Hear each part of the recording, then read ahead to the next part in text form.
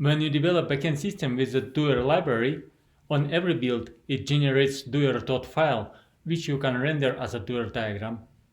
The diagram is easy to understand, but it's not UML or other standard notation.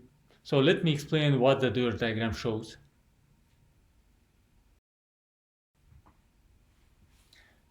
Do you remember how Doer methods are invoked? Let's take this payOrder method as an example. It's annotated with accept status goods reserved.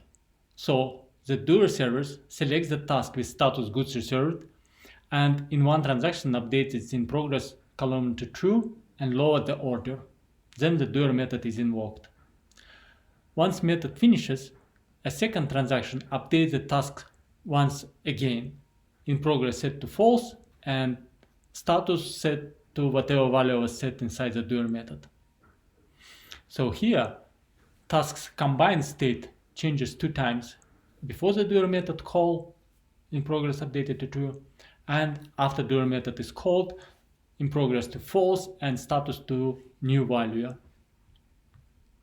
From the Java source code, we can figure out every task status, every Doer method, and every possible task state transition. So let's do that and create UML state diagram. This A1, A2, and so on states for every task status, assuming in progress is false.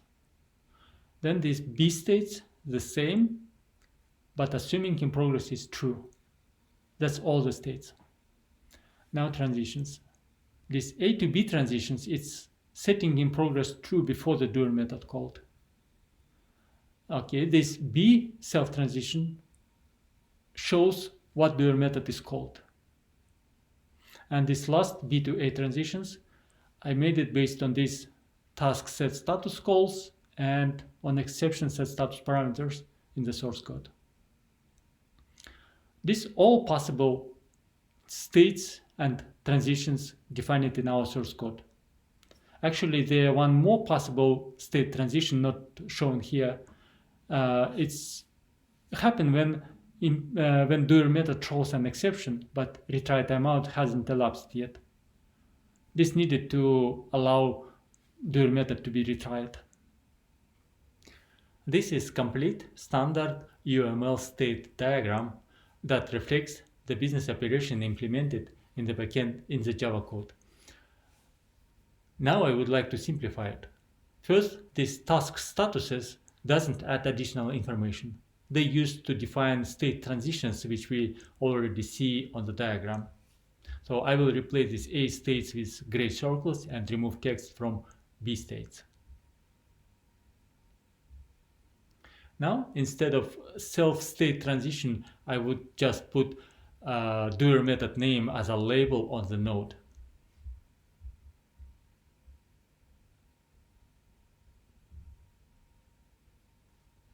And finally, I will just merge all nodes when Doer library should call the same Doer method.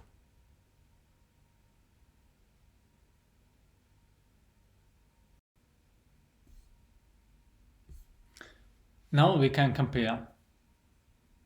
So the Doer diagram is very similar to our state diagram with few additions.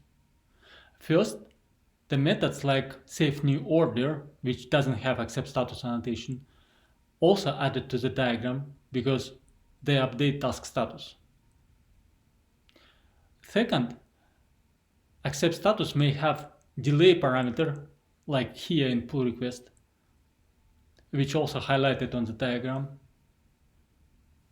And last, tooltips added to show task status values and retry configuration to show it if needed.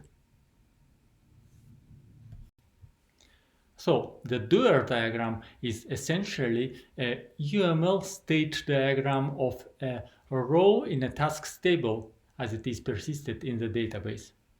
But the appearance is adjusted to reflect how backend system is programmed to behave.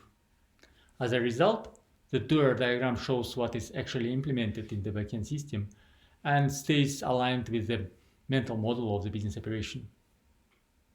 I hope you found this information useful.